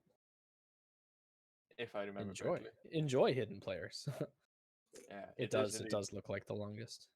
Other than the tiebreaker, of course. I think it's barely longer than a few of the other maps in here, but it is longer. Yeah, and now with the hidden 2, as I always do in my tournaments, it's not the low AR, it's the other one that's usually regarded as a filler. Which here's a little bit of a pure streamy flow aim light tech. That's one by the tech. Yeah, these are always like the fun solo player type maps, I feel like. Yeah, these are big. If you think of mappers like Livia, the type of maps they make. Had a Livia map last year around in the round of 16 or the quarterfinals pool. It wasn't regarded that well because of the quality in the end of those maps. This is one of those maps but then with like that type of skill set, but then higher quality. Loads of cuts, loads of flowing, and those slider streams that you sometimes have to watch out for, not to aim a bit too high and then miss a slider then. Big cut sections here, geez, those are going to be proving to be quite difficult for some players. And here, it definitely fills, again, that kind of slot that you generally expect to see somewhere around, like, even like Hard Rock 3, I think generally also does tend to somewhat take this kind of light tech spot in some tournaments here. So, you know, putting it in hidden really just kind of adds that, like, density aspect that you don't get when you put it in Hard Rock. And of course, you've got those big, like, diamond alternating patterns here. Requires what are these snaps from Noriko? Wait, no, Malishevsky. Malishevsky. I was gonna say, if Sheena Noriko was doing this, I'd lose my mind. I just thought Noriko, because Noriko was the one giving the feedback when Sheena Noriko's, he's back, baby. Yeah, the king has returned.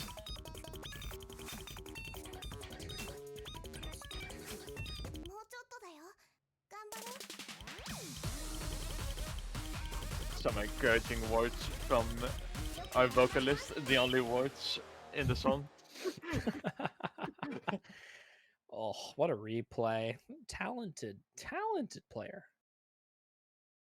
And really making now, these look easy. Yeah. And now for that low AR hidden. Which will be a Noriko replay. Here it is. Finally. Finally, Sheena Noriko hidden. Going even lower in the BPMs. And a lot of doubles in this map, from what I remember. And again with this like flowing, a little bit of a streamy hidden pull. More of those cut patterns in here, bringing it with the doubles, and again, kind of a, you know, similar mapping style. You've got the cuts into these like snappy, close dense aim patterns here, just at a kind of a different BPM range here, so it feels completely different, but very similar mapping style. Different BPM range and different approach rate. Like hidden 2 being AR 9.3.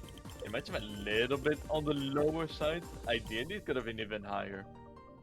But then comparing that to just AR 8. OWC. Hello. Question mark? Who are we questioning? Oh, maybe that's just this is Sheena Noriko's OWC tryout actually for hidden 2 player.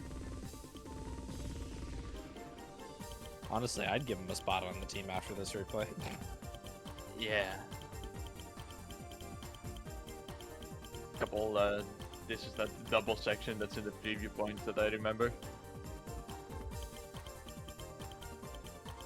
Best part of the song. True.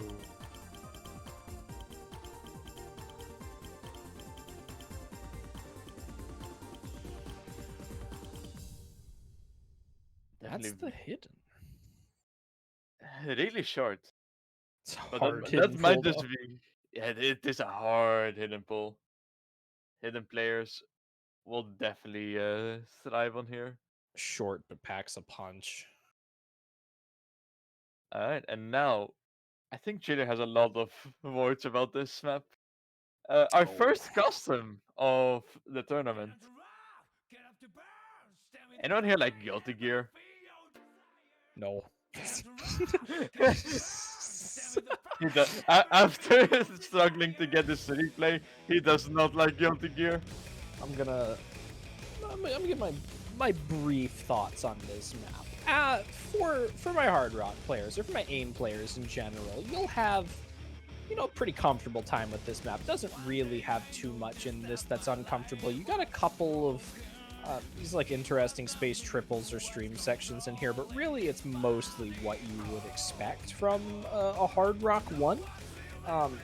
The one thing I would say is that it's very easy to lose focus on this map. It's quite basic, even in terms of what you kind of expect to see from a Hard Rock 1 here.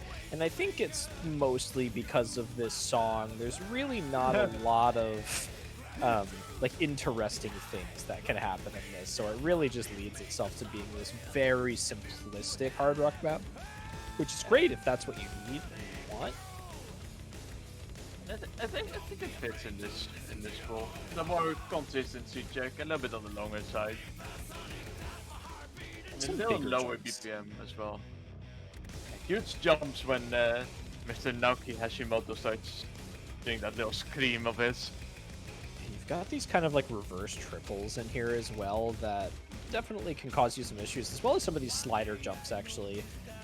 Potential for slider breaks on there. I think I found 2 slider break plays before actually getting a full combo, so it's definitely possible to kind of miss-aim some of these, especially the quicker sliders that go, you know, kind of like across the screen. This linear section is actually quite difficult as well. And there's a really small cut section right there, actually, if you notice that between that stream and that slider, just small enough. There's potential for breaks there, but it's not as difficult as might look, if it does look that difficult. And a couple of these square, like kind of grid map streams almost here. The map itself tries to be like tries to keep you interested in the gameplay, and It failed. maybe it's just the song being too much away, too much to be carried. Good mix of bursts and jumps, though. You've got a couple bigger jump sections in here, but again, it's kind of broken up by those triples and kind of shorter streams in here. There's really not too many super long streams in here. I think the longest one is maybe 20 notes, so it really doesn't have a lot. A bit of a 1/3 section there, and I think that square there is actually the longest consecutive stream of the map, and then you've got a bit of a spike there from those slider jumps into that square stream there. And then it goes back to kind of basic. Do not get slow slidered on either of these. God, please. Somebody will. You know somebody. Somebody will. Okay, the actual consistency map. Number 1 is a nice little short aim map. This is the consistency map. This has all the streams, it has all the aim, it has all the length. Couple linear sections right there too as well. You kind of like cross the screen and then go up into the side. It adds in that little wiggle, so it's not super uncomfortable, which is I think you see pretty common on these hard rock 1 style picks. And a lot of square jumps here as well. You've also got one stream, I believe, at the ending of the map that I actually, if you're nervous potentially during a match, you will maybe miss. Coming up right here at the ending, somebody might potentially miss that space stream right there. It goes pretty spaced into dense, but other than that, pretty comfortable on a hard rock 1 there. Some basic stuff. Stream's a name. I hate playing against Soul Bad Guy. God, it's so obnoxious sometimes when you get caught by his combos. Oh, but thanks to Fooders for the first custom of the tournament. Hope our hard rock players enjoy. And now for the funny pick of the hard rock pool. Oh lord. Personally, I'm very sad that we're not using my B rank 1 miss. It was that better. That would have been way better. Light tech, hard rock. I wanted to even say light. This has pretty much no mechanics. You just need to act. The most challenging part about this map is just hacking. Especially there's some off-signature slider streams. We're gonna see one coming up that I remember is 5-8. I don't remember what the other one is, but yeah, you're gonna see head of this build up. Yeah, I don't know if I would even classify this as light tech, you're right, but honestly, this like almost falls under a finger control pick for me at some sections of this because of the rhythm changes, but it definitely doesn't have as many as you think. This is the slider stream is disgusting. Yep. Yeah.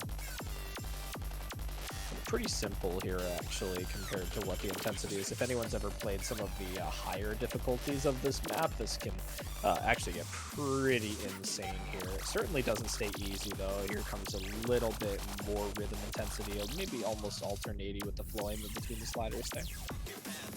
Big also act gonna watch out with some of those reverse sliders, like the one we just saw right now. To place you gotta place your cursor at the correct spot after aiming. Otherwise, it's a break. It's almost an act test hard rock map here. You can kind of see how difficult it is to maintain on some of these patterns, especially the score V2 on some of these sliders.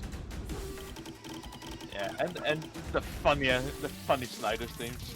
The second one that's coming up right here. Save us, please.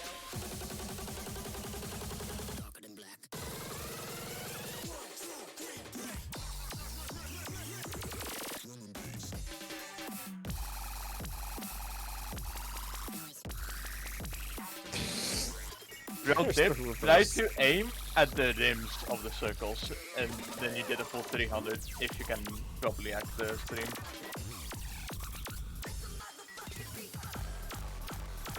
Just gotta aim the rim of the circles, and then you're guaranteed no slider ends. So there's your act test map in Hard Rock. If you get 96% accuracy on this map, you win. Yeah, go FC this map in solo. Get that leaderboard filled up. True, very true. Play all the diffs of this set, honestly. Through one of the best maps that got ranked last year, honestly. It's got something for everyone, honestly. It's got a little bit of the gimmicks, you know, in there. You got a couple sets for the DT players too, for everyone. It's got all kinds of stuff. And now back to our beloved, my Acer. Acer Hard Rock. See, this this is another cursed replay. Yeah, this is NFC. S rank above 1 million score. This is NFC. This one I remember very vividly. Hitting the end of the map, we were having a random conversation. Somebody noticed that Acer was still FCing and like towards the end of the map, and then I think it was like he will not break, and then he slider broke right after. Oh, nice spoilers.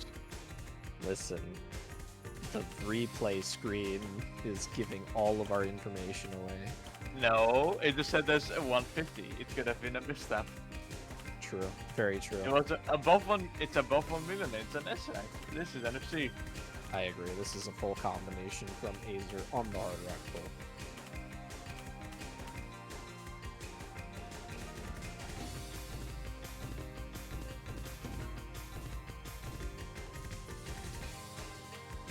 Good precision.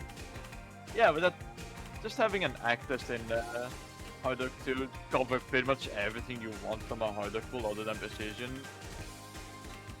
So you can put just almost a raw precision in the other slot. It's pretty you know, good to have a nice basic precision map in this Hard Rock pool, especially, you know, coupled with that Hard Rock 1 and, you know, how favored that hidden pool was to hidden players. You know, kind of we had that Hard Rock 2, which was, you know, not necessarily mechanics player favored, but the Hard Rock 1 and Hard Rock 3 definitely more favored to those players who aren't as inclined towards gimmick picks in here. Definitely more of I don't want to say simplistic, but comfortable mapping style here. Just, yeah, you know, jumps and triples. And then a nice little 170 BPM.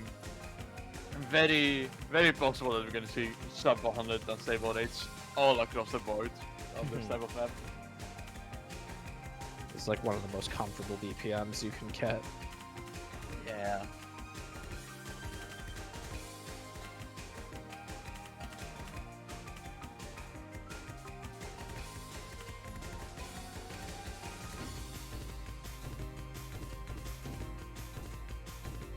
I'm just gonna delete that message because I do not agree with it. I do not agree with that either. Yo guys, Acer is seeing. No way, no way, no way. Guys, he will not miss. He will not miss. Oh my god, that under aim. Oh my god. Oh, there's no way. What a replay. Thank you to Azer for the Hard Rock FC replay. 69.29 unstable rate. Yeah, so that kind of speaks to how comfortable you're mentioning that map was. Really simple. Quite simple, really. Indeed. But it's time. It's time to kick it up from not comfortable BPM territory. It is time for the double time pool. Starting with DT1. I mean, you say not comfortable BPM, and then you come in with an SS. Listen, man. All right. For DT players, this is our DT1. It's 239 BPM.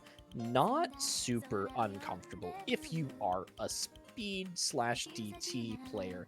There are mostly basic patterns in this map with the, kind of aim and triples. There is one section of this map past halfway, I'd say closer to maybe 3/4 of the way through this map, where it does get a little bit more tapping intensive. There's almost a little bit of a spike with a couple of like triples and longer bursts there, which could definitely mess you up. There's also a couple jumps in this map where there are two notes stacked on top of each other, which definitely have potential for misreading if you're not comfortable at this BPM, or even potentially at this approach rating. It's only 10.1, which is lower than most DT ones, but no. Yeah, you never know. 8.6 on no mod.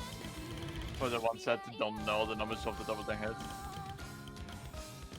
So there was one of those longer bursts that I mentioned right there. Just a couple of those, and there is, just kind of lightly thrown throughout the map with some of those more tapping intensive parts there. But there is one section of this map where it does come into play a little bit more, and I think there is potential to see some breaks at that section during the matches. But again, fairly comfortable for a DT1 for what you'd expect. Very mechanics favored map. Very, very low complexity here.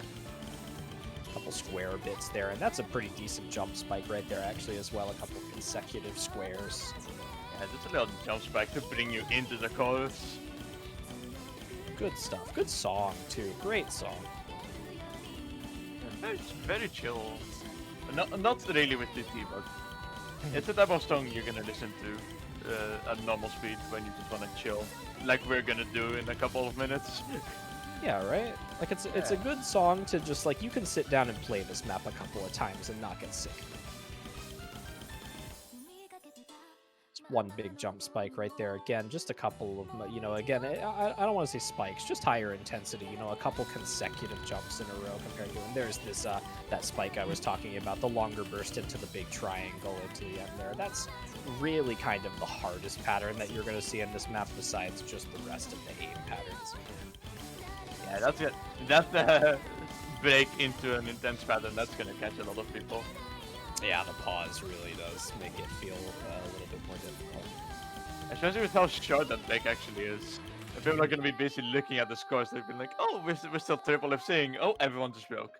Oh, let me check my Twitch chat. Oh. Oh. Oh. But yeah, good simplistic DT1 again, kind of bringing it home for a couple of the mechanics players, especially after you saw a lot of the maybe like half the no mod pool, and then of course the hidden pool really heavily gimmick favored. So kind of balancing it out to bring a whole collection of maps to the table here. And onto the DT2. Going down the BPM a little bit. More tapping intensive. Probably a little reminiscent again of the qualifiers DT2 that had a little bit of everything. Of course, more focus on the tapping, as you can see from that stream. Higher BPM as well on this DT2, sitting at over 220, I think, unless it is actually the same BPM, and I'm just going to see. 222, and qualifiers was 221. Okay, so it is the same. I got you. Basically the same. Yeah, it's negligible. One BPM difference. Listen, if you're BPM capped by 1 BPM, more power to you. Huh. That would actually be like, imagine that, somebody who can play like 219 but not 220. Quoting Ager earlier. Oh no, the BPM starts with 2. Right. So many players there. A little bit of finger control on this one as well. You've got these kind of like triples and doubles mixed in here. So you're almost looking at like a speed and stamina map where I think I would almost like, if you group the two together, you almost classify it under strain at a certain point where it's, you know, pure stamina people tend to think of as just tapping or rather just mechanics. And then with speed picks, you can start to kind of couple in a bit of finger control because it requires, you know, it's more just high intensity rather than basic mechanics. So I'd say this falls more under a strain map where you have these longer bursts to kind of test your stamina, but you've also got these checks with these fast high BPM sliders as well as some of those double sections.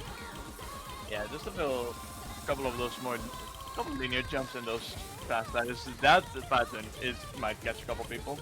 We saw a couple of those in the qualifiers, DD2. But yeah, a couple patterns to break that stamina a little bit. And also, good though for 220. banger. We love Black and Teresa UCG. So many good songs in this DT pool, unironically, just across the board here. But a high intensity map for 220, honestly. Really, you know, 220 on this just looks so difficult with how continuous it is. No way that's the note. This is no way that's the note. Wow. Yeah, this is also funnily enough, the map of this Niva. They've done a couple of these UCG Blackie maps for DD2s for other tournaments. But this is not one of them. This is purely made because they like the song.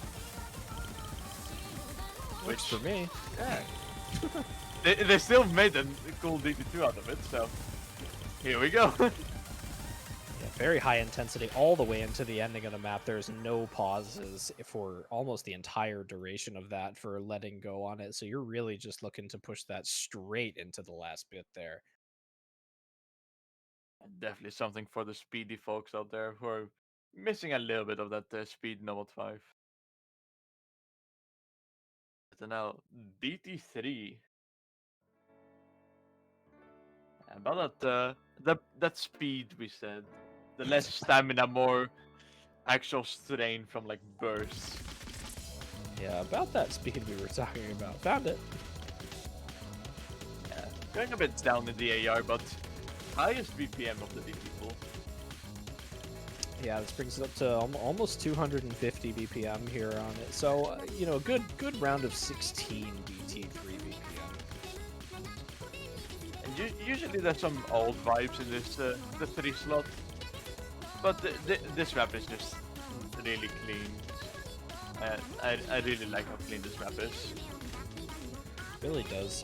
You know, it kind of does bring it forward for the really strong speed players on this as well, especially being the longest map in the DT pool. So not only are you testing your high BPM capabilities, but you've got to be able to sustain it for a fairly long period of time, you know, 3 minutes and 30 seconds. So you can't kind of just, you know, cheese your way through the beginning of this. You will start to run out of stamina potentially at the ending if you're not, you know, a fairly proficient speed player. But you do have some of these kind of lighter sections in here where you really get right back into it with the triples. That chorus exit is so nice to listen to. The little cooldown section. Vocaloids when they hit 50% of the time. It's true. 50% of Vocaloid songs hit, and the other 50% just don't at all. The other 50 are cult classics that all the normies will not appreciate. I agree. Like, I don't... something about Vocaloids. It's like, it either hits really, really hard, or it's just unlistenable. Unfortunately, people tend to map the hits rather than the bad ones. So...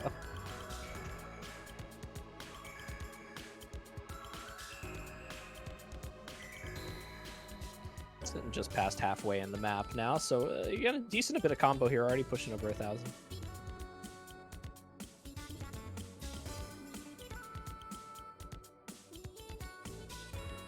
This is another Malashevsky replay too. Yeah, I think this was actually the first one he did, like right after that Hippo Cup match while he was still warm.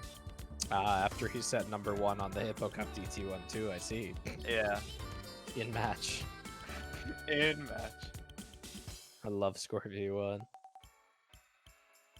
Also, that section, I don't know if you noticed, but Meltdown, which is the song name, is spelled in sliders. Ooh, I didn't It is notice that. broken. It is broken down a little bit. Like the E is 4 different stage sliders, Hmm. but the M and the W are a single slider, and that's what like brings you that attention of, hey, there might be a word here. You got a bit of a jump scare at the ending there too. You had like this pause section and then it just goes right into it. It Kagaminated jump scare. Again, just like kind of similar to the last DTV, where it's just you get that pause and then it jumps right back in just to make sure you're still paying attention. And a little wake up. Just checking to see if you're still here. Yeah. And the bursts into the ending. Somebody will miss those bursts right there. Those like reverse side ones are just so difficult to consistently hit. But a good score, good replay, good speed map. Again, longer, so it kind of tests that strain on it too. Alright. And now for the final DT. Pretty much everything that's been missing from the DT pool thus far. We got the raw finger control. We got the 10.3 at a low BPM. Relatively low BPM. It's still higher than most other maps in the pool, but it's the lowest of the DT pool. Yeah, really, the big difference on this is going to be the 10.3. It's going to be these like fast, high velocity, snappy sliders you're looking for with these almost kind of like alternating flow aim-esque patterns in here. Kind of similar to what we talked about in No Mod 3, but much more simplistic in this map here. But again, you are throwing in that higher approach rating there, so it does add a whole different kind of feeling to the map. What normally feels like high velocity sliders just feels even quicker than it does before, and you've got to make sure that you're right on top of the way these aim patterns are flowing in. You've got a bit of a rhythm change section actually after this introduction here, and you've got to make sure that you practice this map maybe at least once so you know it's coming. And you'll see it right here. You're going to come into some of these sliders here where you have potential with these like consecutive, that really quick right there, that 1/8 snap on that slider. Really fast stuff in here, and there's a couple more of those. There's another rhythm section right there, and then it kind of goes back to flow aim here towards the ending. Again, we kind of got a repeat of that first chorus. Yeah, this is a complaint I heard actually about using the top dip of this map set, because it's actually a pretty known map set in tournaments for level 3s. That was the main complaint I've heard, the repetitiveness and like the length of the song. Because it's pretty much the same thing repeating 3 times, not just 2 times, if I remember correctly.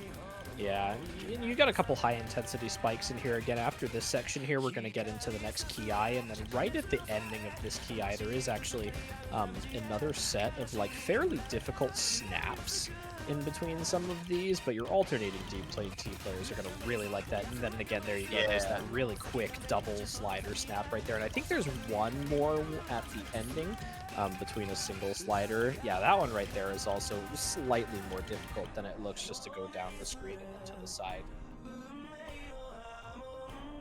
And the rest of the map is, brings it back to basics here towards the ending. I think you get, again, just another repeat at the beginning here. And it's going to close it out on this style. Definitely one of those maps where players who actually practice the full will thrive on. Yeah, I'd say after playing this a few times, your strong DT players will be able to FC this in maybe 2 or 3 tries. You'll kind of like mess up a few of the sliders on the first try, and then you'll have that one play where you kind of shit this, and then the last play is the one where you kind of like lock it in. And then you drop a fat 300k in the match. Yeah, you FC it in practice and then just decease. But a good fun map keeps it interesting. It kind of brings the 10.3 to a much more interesting area than the typical, DT1 10.3 aim pick. And well, that was it for the DT pool. There's still one more speed map to go through. The Fremont one. Azer speed player, Azer speed. Azer speed? Azer speed? hidden hard rock Azer speed, actually. Yeah. Azer, known mechanics player. Can we count this as a custom?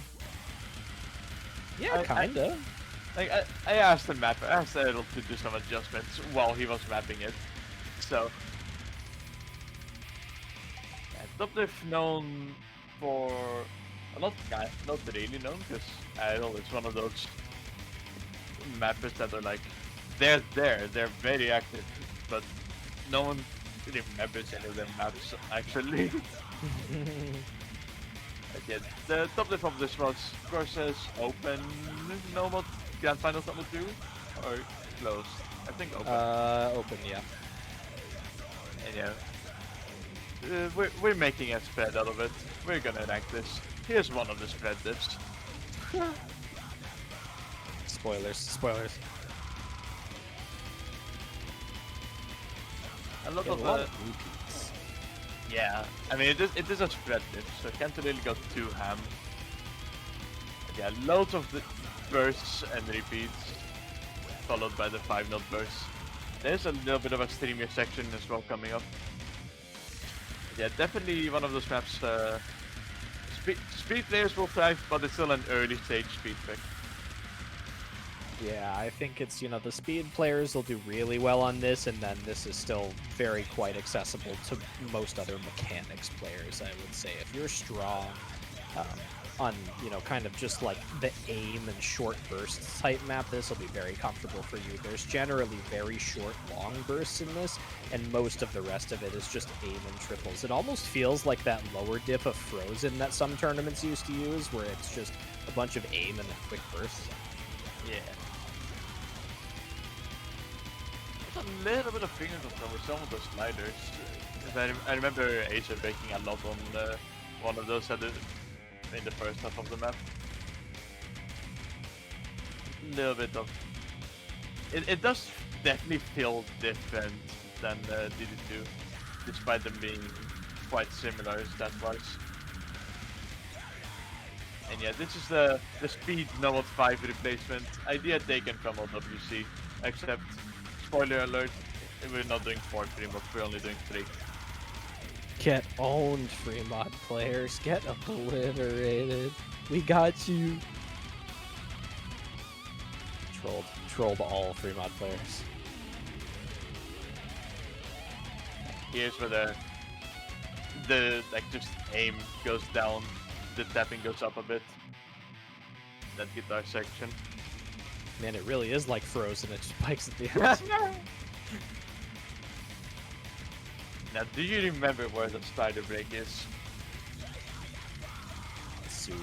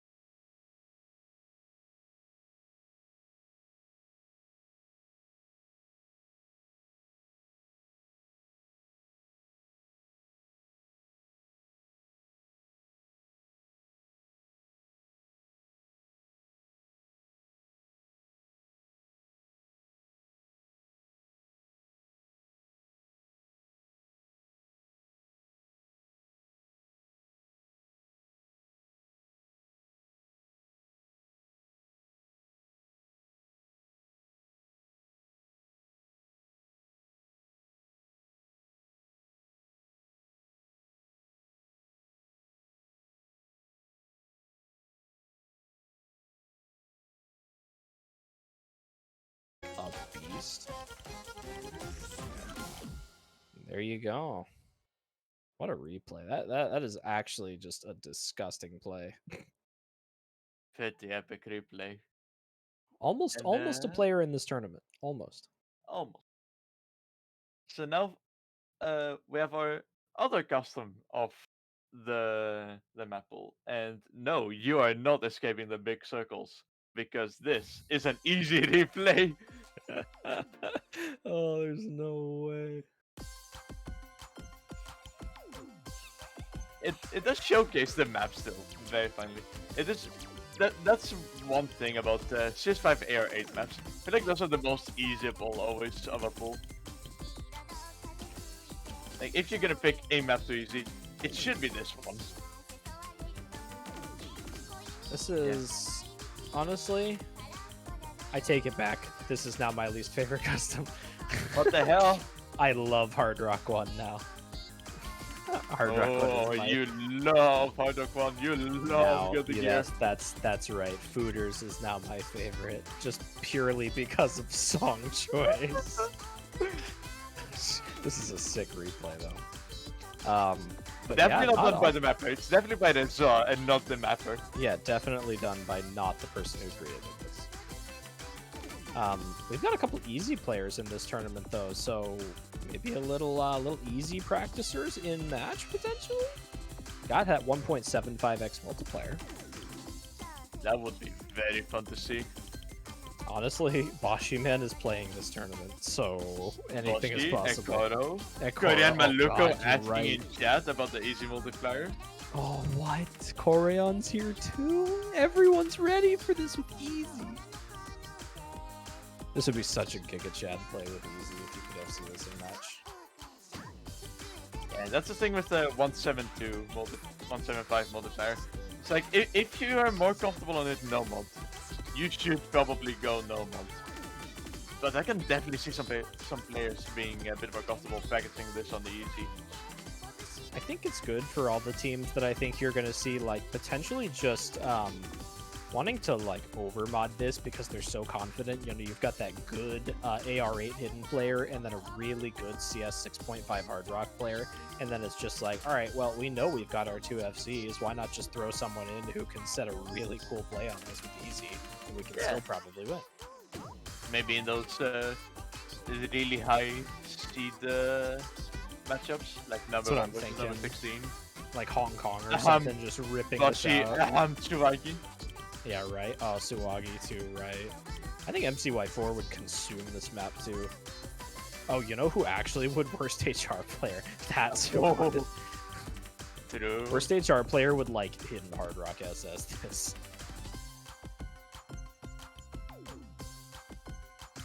But that's it. Almost, at least for the free mod pool on this map here. This is the triple free mod pool. And there it is. The extremely impressive 1x100 easy play. I don't know how people do it. I don't know how they do it. They just do it. It doesn't make sense to me. I don't know. I feel like I could practice this map for 3 years and not do that. And to end it all off, onto the tiebreaker. It's a tiebreaker. It just has everything. Beyond the eternity. Replayed by your beloved once again. Hazer, my beloved. Yeah, not much to say. It just has a bit of everything. It's what you love to see in a tiebreaker. Pretty open, accessible for a lot of different teams, and I think that, you know, makes it all the more exciting for these round of 16 matchups where there's so much more uncertainty than potentially those late stage matchups, even though late stage generally has teams going up against each other that are closer in seed.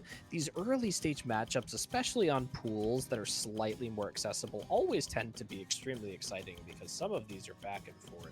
You know, with the notable exception of maybe like the super high seed matchups. And especially with this tournament this time around, there's so many close of those like middle seed matchups, like the 8-9, 7-10, all that. Yeah, I think it's also 10 with like just 3WC in general because of how little teams actually go through. So it's always going to be, even like some of the higher seed matchups are going to be quite close. Got some good teams this year, especially in those top seeds. Of course, you know, I think we were looking at these roster submissions the entire time during team submissions, and every new roster we saw popping up was just another opportunity for a team to potentially win this tournament. Yeah, like 3 out of 4 previous winners, all in contention right now to win again. And there's still a chance that it might not happen. Oh my gosh, that's true. Despite the big gap between those two teams in the qualifying results, there's still a chance some upsets happen in bracket play.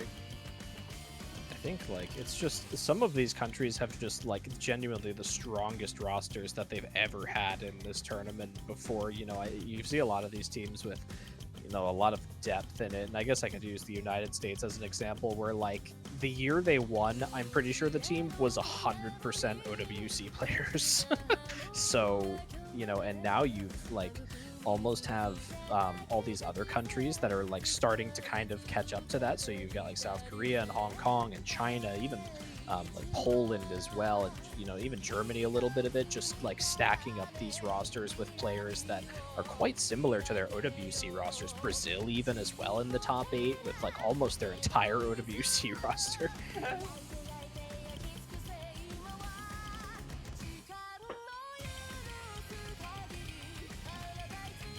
It's gonna be a good one. Big upsets this year. I'm expecting big upsets. I want all 3 of the top 3 seeded teams in the losers bracket by round of 16.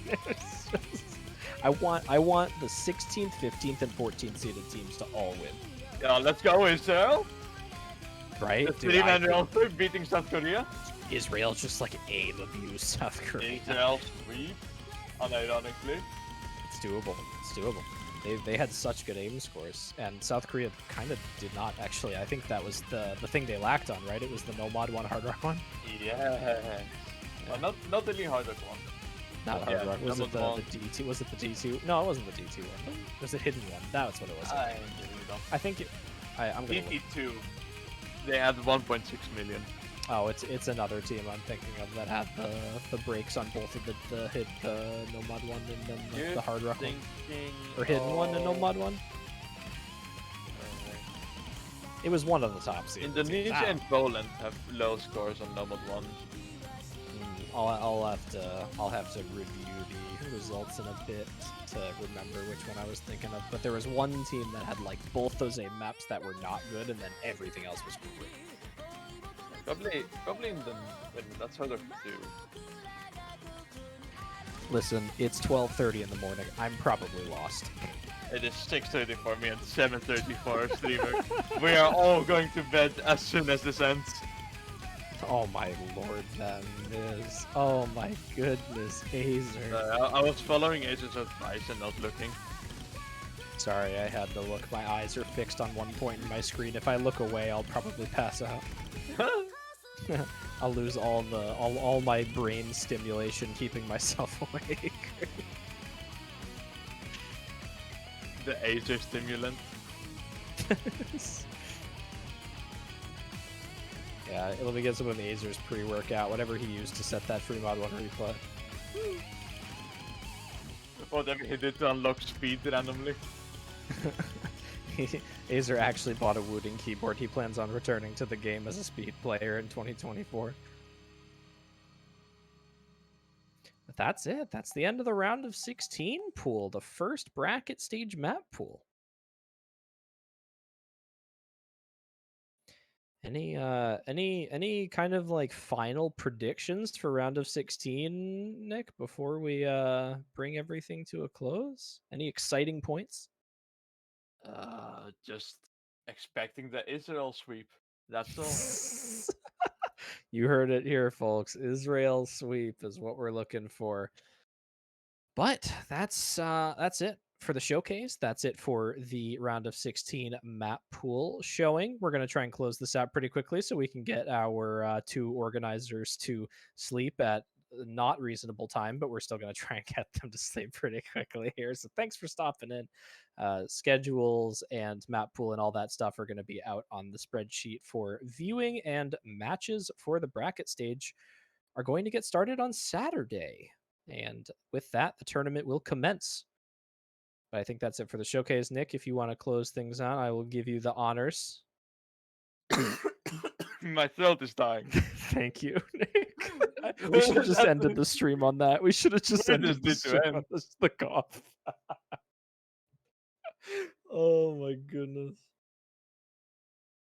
Thanks for watching. It's over. Thanks for watching, everyone. We'll see y'all on Saturday.